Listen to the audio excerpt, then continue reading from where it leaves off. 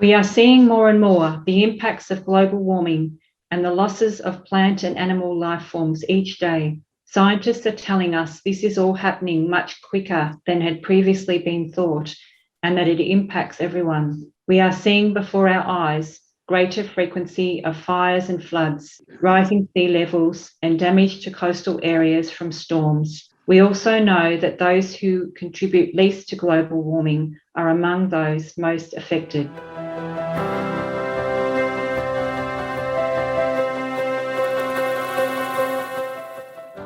Kevin, how do you see our faith informing our response to this crisis?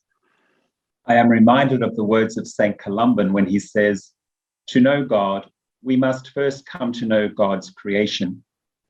In recent decades, we have come to know more about the magnitude of the universe and therefore more about the greatness of God.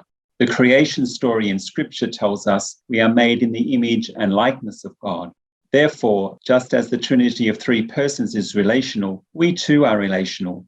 We live in relationship with each other, with creation, and with God. Scripture also tells us that God asked us to take care of God's creation. Unfortunately, throughout history, and even to this day, we have misunderstood God's invitation and seen it as our right to misuse and exploit Earth and its resources. We are now reconnecting with our call as Christians to take care of God's creation and to care for each other.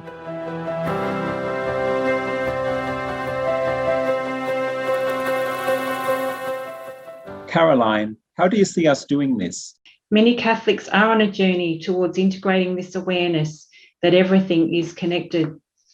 Our Christian outreach is always motivated by the suffering of others, and we extend that more and more to the suffering of all creation. Pope Francis is an inspiring leader who invites everyone to participate in this process, and he also leads by example. There are many Catholics and Catholic organisations and groups working creatively and collaboratively. We need to keep expanding these networks. This involves being willing to learn, to listen to one another, and to see the goodness and value in actions big or small. As Christians, creating places for prayer and reflection is also an important contribution and a way that we continue to care for one another as we face these challenges.